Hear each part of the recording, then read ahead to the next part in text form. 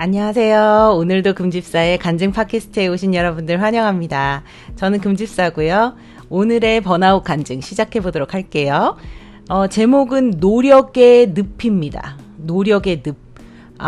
어디서 많이 들어보셨을 거예요. 우리는 왜 이렇게 노력을 하면서 살죠?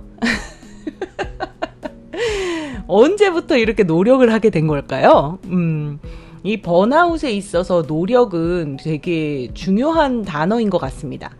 그 노력으로 안 되니까 이제 노오력 이렇게 그래서 그러다가 이제 포기하게 되고 나는 안 되겠다 막 루저가 된 것 같은 그 패배감을 느끼게 되는 그 과정에 대해서 되게 많은 매체에서 이야기들을 했던 것 같아요. 이렇게 제가 번아웃을 겪으면서 이 부분을 조금 묵상하다가 여러 가지 이제 과정들을 통해서 좀 제가 겪었던 첫 번째 번아웃 또 두 번째 번아웃 이런 것들을 조금 살펴보게 됐습니다. 그 안으로 좀 쑥 들어가 봤어요. 우리는 사실 자본주의 사회에 살고 있다고 제가 이제 지난번에 세뇌된 자본주의에 대해서 이제 말씀드렸잖아요. 이 자본주의는 그러니까 이 돈이 신인 거야. 그러니까 종교야, 종교예요. 그래가지고 이 돈과 관련해서 사람들이 이제 숭배를 하는 현상이 일어납니다. 그러다 보니까 이 돈을 어떻게 숭배하는지 이제 그거가 좀 궁금하더라고요. 그래서 제가 이제 그걸 잘 생각해 봤더니 아주 간단하더라고요. 이 종교는 아주 간단해요. 뭐든지 돈을 걸쳐서 생각하면 돼요. 우리가 이제 하나님의 뜻을 구하고 막 하나님이 어떻게 생각하시는지 궁금하고 막 이제 하나님을 통해서 뭐든지 세상을 보려고 하는 것처럼 뭐든지 돈으로 보면 돼. 돈으로. 그러니까 사람을 만날 때도 저 사람이 나에게 이득이 되냐 안 되냐, 어떤 금전적인 가치가 있을 것이냐 없을 것이냐, 이런 것들. 물건을 볼 땐 당연하고요. 뭐 무엇을 살 때도 마찬가지고. 사람 목숨을 볼 때도 마찬가지입니다. 그러니까 우리가 아예 그런 가치로 보지 않을 수는 없어요. 그런 세계에 살고 있잖아요.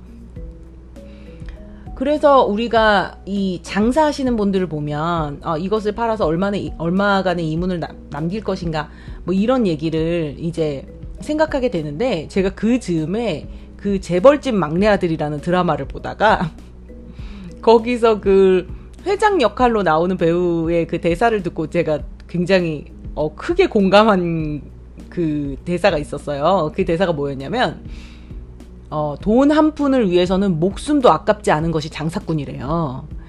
그러니까 이 돈을 숭배하는 사람들은 전부 장사꾼이야. 왜냐면 돈을 통해서만 보니까.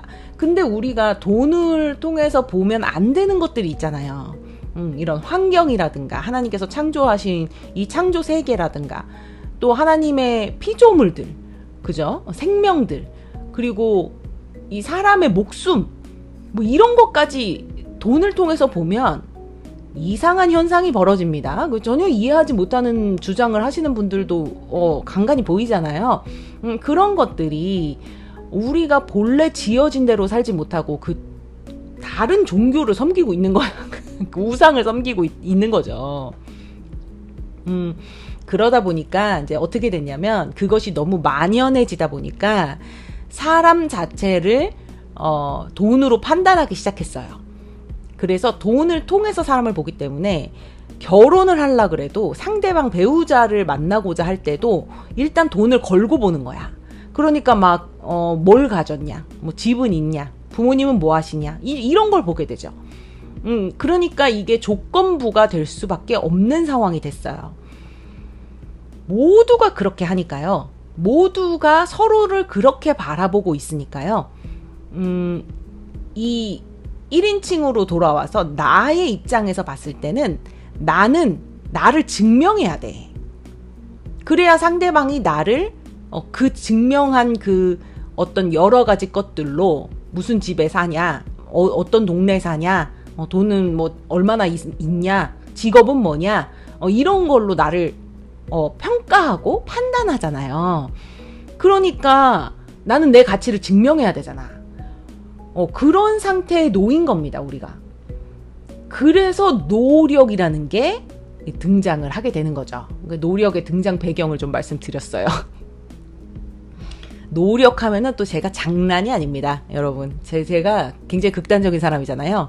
하나 뭐 잡으면 끝장을 봅니다. 그래서 노력하면은 엔간해서는 뭐 저는 명함 좀 내밀 수 있어요. 그 노력을 그렇게 많이 하니까 이제 번아웃을 2번이나 때려 맞았죠. 근데 제가 이제 처음에 연극을 시작할 때 초등학교 6학년이었어요, 그때가. 근데 집에서는 전혀 저를 칭찬하거나 이러지를 않았어요. 그때 문화가 좀 더 그랬던 것 같아요. 잘하는 게 많았거든요, 제가. 근데 잘하는 거를 칭찬을 안 하고 못하는 것만 야단을 치니까 칭찬이 너무 고팠나 봐요. 근데 제가 교회에서 선극을 했는데 전교인이 기립박수로 치는 사태가 발생했습니다. 제가 그때 막달라 마리아가 예수님의 부활을 발견한 장면에서 제가 막달라 마리아 역할을 했는데 그게 뭐 굉장히 잘했나 봐요. 저 잘 기억이 안 나요. 근데 막 난리가 난 거예요. 우리 엄마가 옆에서 막 칭찬을 받고 난리가 났더라고요. 근데 그 강력한 도파민을 이제 맛보고 나서 배우가 되겠다라고 마음을 정했어요. 그러니까 저는 고집도 세고 실행력도 좋고 극단적인 사람이라 이제 거기서부터 노력이 들어간 거죠. 그래서 그 내 이름 앞에 배우라는 타이틀 그거 하나 달고 싶어서 미친 듯이 달린 거예요. 근데 대학 들어갈 때 보니까 너무 세상이 불공평한 거예요. 나는 엄청나게 노력을 했는데 별로 노력하지 않은 애가 그냥 뭐 한 2-3달 다니더니 그냥 합격해버리더라고요. 그래서 깜짝 놀랐어요. 왜냐면 저는 진짜 그 특기 뭐 연기 뭐 이런 거에 돈을 진짜 많이 썼거든요. 그러니까 이 자본주의 그거랑도 안 맞잖아. 그러니까 너무 그게 황당하고 어이가 없었는데 어쨌든 제가 그렇게 하면서 대학을 막 2번, 3번 갈아타면서 어쨌든 배우 타이틀을 달았습니다. 달았는데 이제 여기서부터가 이제 문제가 생긴 거죠. 그렇게 해서 배우 타이틀을 달고 프로세계에 나갔는데 나는 너무 애송이고 그리고 사회는 내가 이제 뭘 가졌는지로 나를 판단하더라고요. 근데 배우 타이틀 그거 달랑 하나 말고는 없어. 친구들은 다 이제 취직했어. 그래가지고 뭐 정장사하고 뭐 하고 막 뭐 술집 밥집 막 이런 데를 막 비싼 데를 다니고 막 이러는데 나만 배우 타이틀 달랑 하나 있는 거 빼고는 아무것도 없는 사람인 거예요. 그러니까 그들이 나를 루저로 판단하더라고요. 딱 이제 이래버리니까 여기서 이제 멘붕이죠. 1차 멘붕이 옵니다.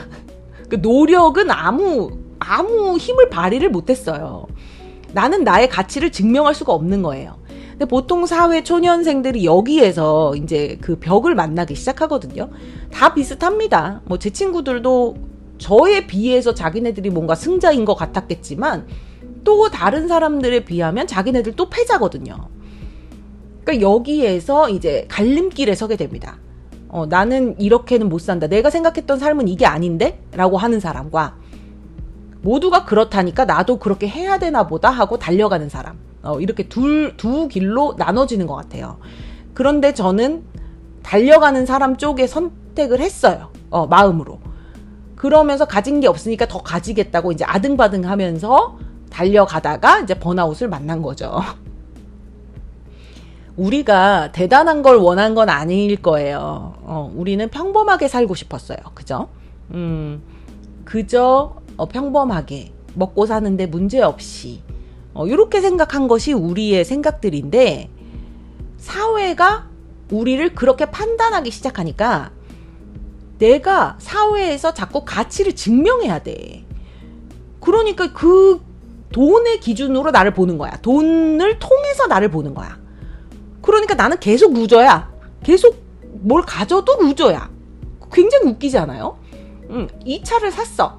근데 더 좋은 차를 갖고 있는 사람이 있기 때문에 내가 루저야. 또 그렇게 되는 거예요. 이게 진짜 굉장한 일입니다, 여러분.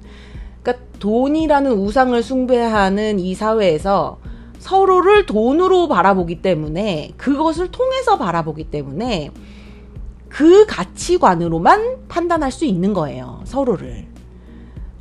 이게 굉장히 저한테는 큰 거였어요. 왜냐하면 그게 저한테 아예 몸에 달라붙어 있었더라고요. 그러한 가치관과 그러한 시각과 어떤 그러한 생각들, 그 기준들, 이런 것들이 저한테 달라붙어 있어가지고 저도 무의식적으로 사람들을 그렇게 바라보고, 다른 사람이 나를 판단하는 그 기준에 따라서 내가 나를 판단하는 거예요.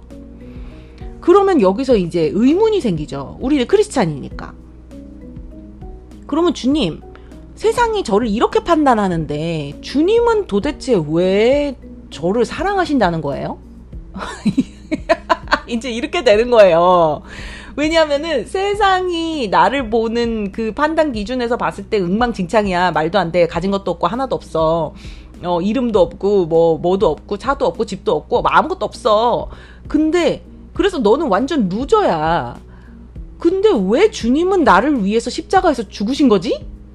이렇게 되는 거예요. 왜냐면 내가 그 기준으로 나를 보니까 너무 형편이 없거든. 그러니까 주님과 이제 대화를 나눠보는 거예요.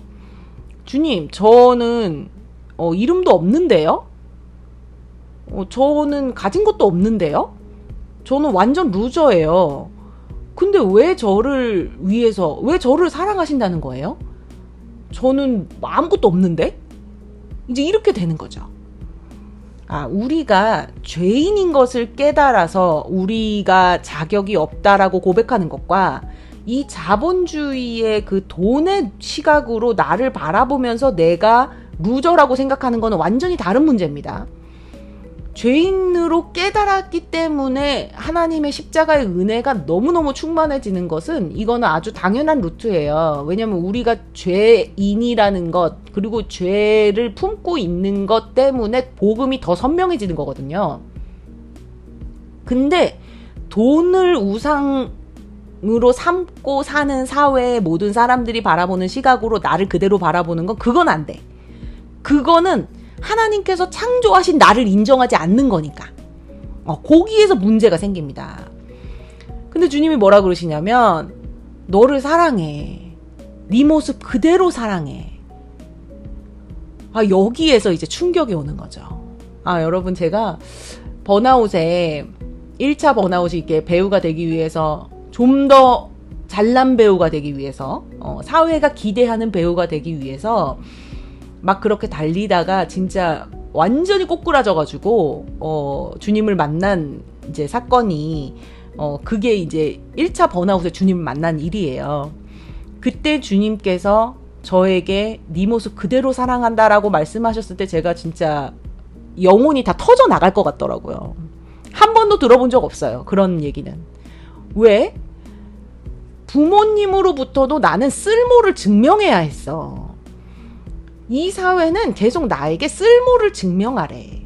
근데 잘 생각해 보세요. 그 관념에서 보면 한 20년간 쓸모가 없어요. 커야 되거든.